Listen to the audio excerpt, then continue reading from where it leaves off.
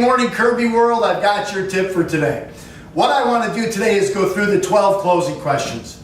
In other words, after your demo is over, it just makes sense before we go into pricing to ask our customer a series of questions which are designed to get them saying yes, yes, yes.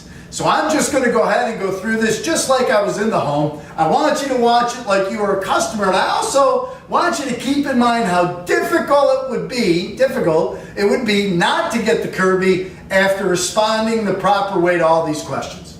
So John and Mary, did you enjoy seeing the Kirby today? Great. I enjoyed showing it to help in the future tell your friends, neighbors, and relatives all about it. Can I ask you, what did you like best about the Kirby? Boy, a lot of people say that, but let me tell you what my favorite part of the Kirby, as someone whose job it is to leave the machine in people's homes, my favorite part of the Kirby today is the warranty.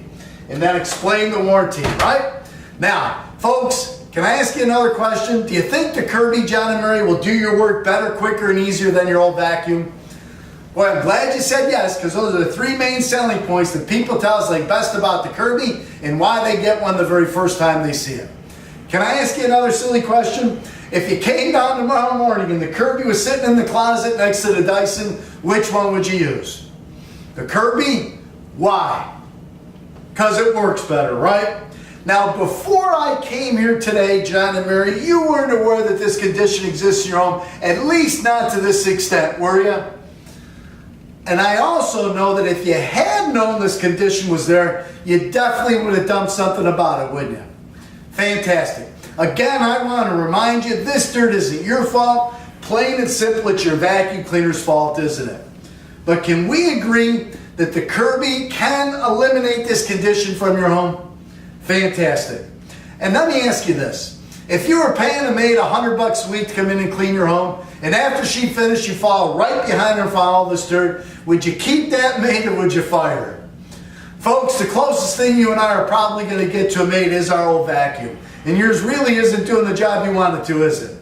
What are we going to do with the old maid? Are we going to keep her or are we going to fire her? Fantastic. Do you have any questions?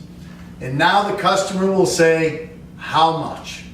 But see, it just makes sense to go through those closing questions just to kind of set up the close, take the customer's temperature, and I promise if you start going through those questions, it's going to increase and improve your closing average.